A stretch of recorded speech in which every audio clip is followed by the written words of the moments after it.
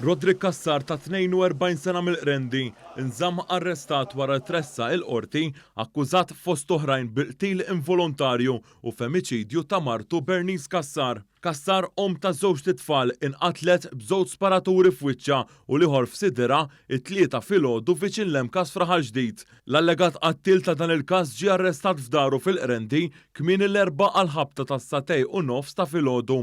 Dan sar f'operazzjoni delikata li saret fost oħrajn mill-Special Intervention Unit tal-Pulizija u li damet aktar minn 17-il siegħa. Rodrik Kassar jinsab mixli bi 15-il akkuża fosthom dik ta' femiċidju. Dan huwa l-ewwel każ li fih xi ħadd ġie mixli b'reat ta' femiċidju wara l-liġi li għaddiet mill-Parlament f'Ġunju li għadda.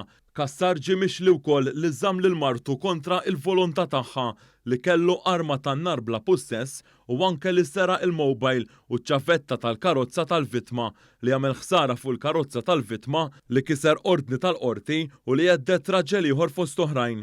Għal dawn l-akkużi Rodrik Kassar li fil-qorti għalli jaħdem għal rasu wieġeb li mhux ħati għall-akkużi miġġuba kontrih.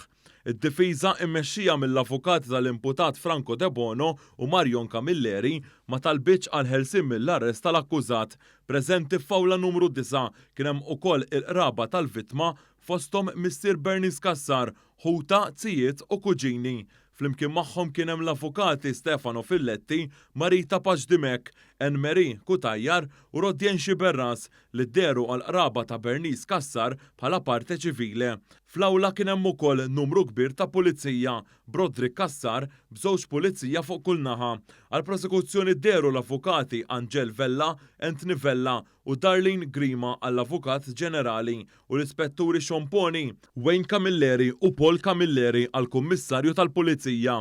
Id-difiża talbet sabiex l-imputat jinżamm arrestat fil-Forensic Unit tal-Isptar Monte Carmeli u l-prosekuzzjoni moġġezzjonax għal din it-talba. Il-qorti mmexxija mill-Maġistrat tal-Assa Estrid May Grima qalet li ħallit f'idej it-tmexxija tal-Faċilità Korrettiva ta' Kordin biex tara fejn jinżamm arrestat l-imputat.